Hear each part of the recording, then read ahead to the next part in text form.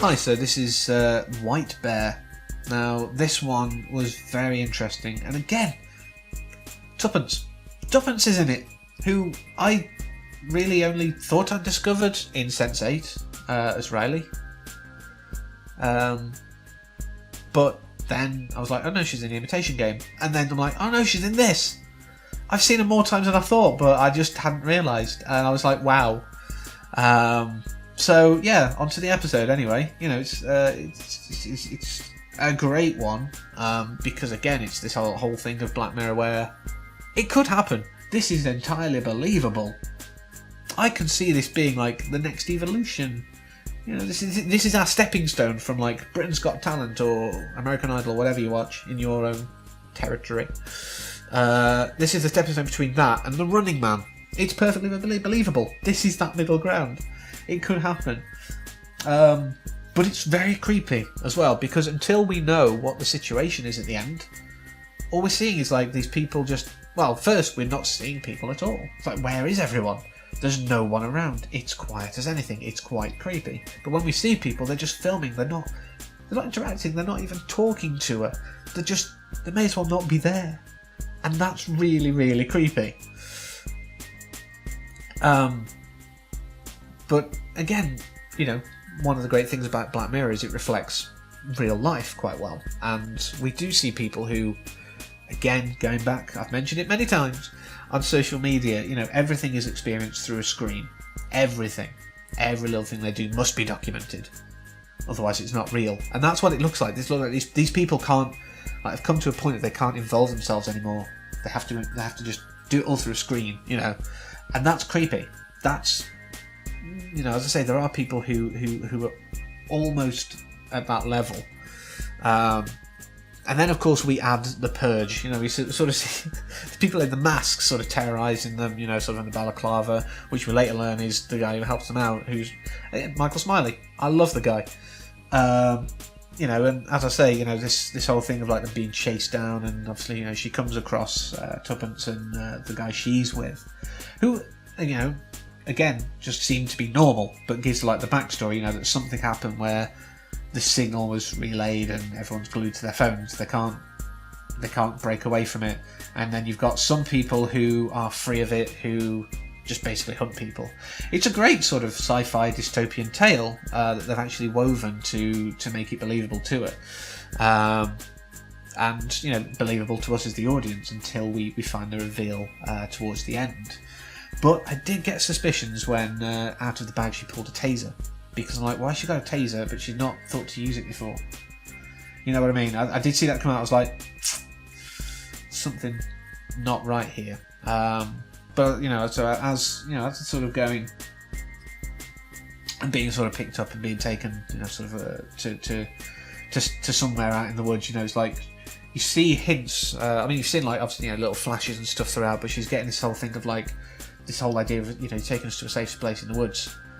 And it's like you get this idea that maybe this is on a loop. And I did kind of get something like that perhaps at the start when you see like the suicide attempt.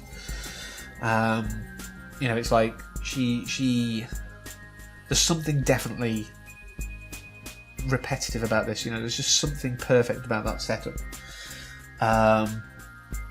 But like I say, you know, it's like it's commercializing punishment is really what sort of happened. In this, you know, as we go through, and you know, you see the people just watching as, you know, she's tortured, and you know, as she's almost going to be killed in the woods, and you know, she makes it to the White Bear facility, and as I say, it's kind of like, you know, commercialized almost this whole idea of punishment for a crime, making it this big thing. You know, she's in this room, and then all of a sudden it's like, oh, surprise! I mean, it was a great reveal. I will say that the reveal of what White Bear really was, you know, was fantastic. I loved it. I thought it was great. You know, a great way to go. Wait a minute, whoa! Everything I've just watched wasn't real. What? You know what I mean? And it was quite interesting. You know, you learn so much about why everything is how it is. The punishment of being filmed was because she filmed this poor child suffering. Now, I'm not one for, you know, the punishment should fit the crime, really. I don't, or, you know, eye for an eye specifically. I feel that punishment should be proportional, but I think doing kind of exactly the same to someone doesn't make you better. It makes you the same. Yours is just sanctioned.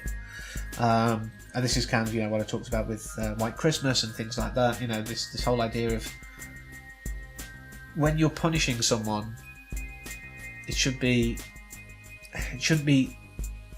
inhumane. Whatever they've done, they can have done the most inhumane thing in the world, you know, but you should be morally superior. That is my view, you know, on everything. And this thing of, you know, sort of her being filmed, no one stepping in to help her, like she didn't step in to help this poor girl who they kidnapped. You know, I think it's a bit extreme, but like I say, entirely believable.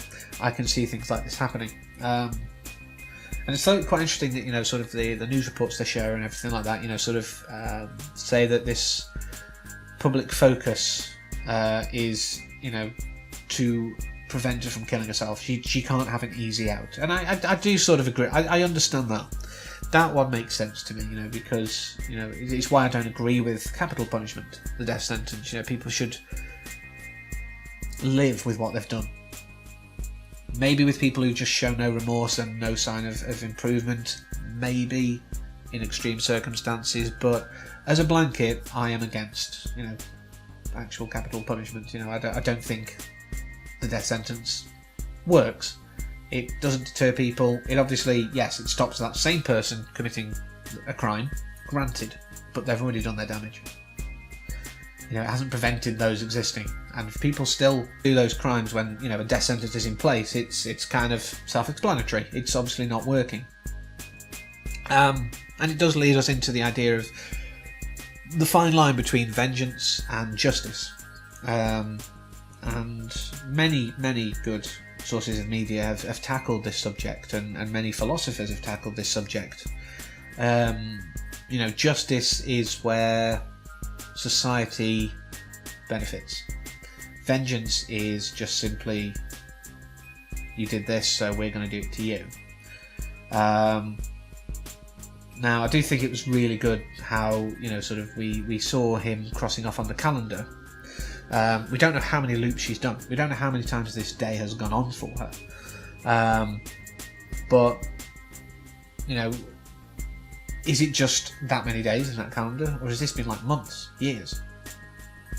You know, we don't know, and it could be a long time. You know, but every day, like Groundhog Days for her. You know, but she doesn't have the memory of it like Bill Murray did. But I do think it was quite nice during the credits how we see how it's all put together. And again, you know, they call it a Justice Park, White Bear Justice Park. It's not, it's Vengeance Park. But I did think it was great sort of seeding all of that throughout the credits, you know, and like laying the ground rules. Rule number 1, no talking. Not just to her, but each other as well, okay? Unless it's essential. What we're trying to do is to get her to believe that you're all mesmerised. I know, but she's believed it up to now. Okay, rule number 2, keep your distance. I can't stress the importance of this one enough, okay? Don't forget, she's a dangerous individual. Imagine that she's an escaped lion. We're all equipped with tasers, but then we're into story shutdown and we've all wasted a day. So it's best to keep your distance, at least 3 meters back. Last but not least, enjoy yourself. That's probably the most important rule of all, okay? Take lots of photographs, run around through the woods, but try and stay safe. We'll be keeping an eye on you, making sure you're all okay. So get out there, enjoy yourselves, and let's make this show happen, people! Come on! I thought it was a great way to kind of cap the episode off of like, here's behind the curtain, you know.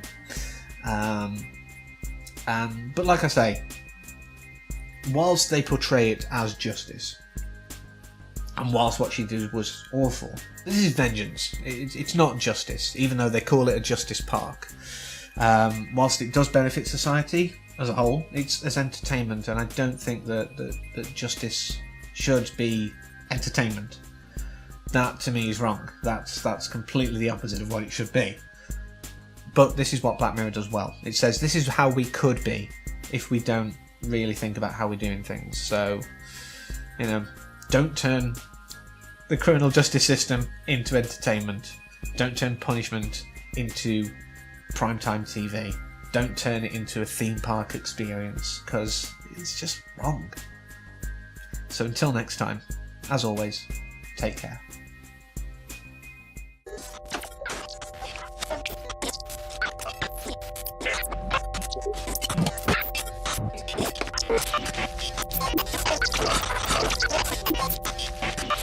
Thank you.